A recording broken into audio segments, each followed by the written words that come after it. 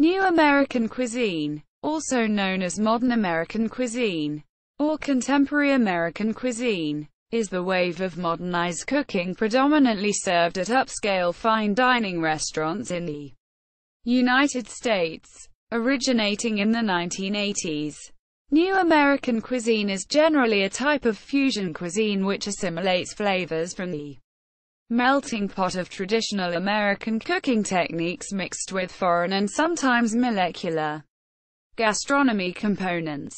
New American cuisine features innovative use of seasoning and sauces, originally based on French, Nouvelle, and United States cuisine. New American has since progressed to include elements of Asian, Latin American, Mediterranean, and other cuisines. See also fusion cuisine.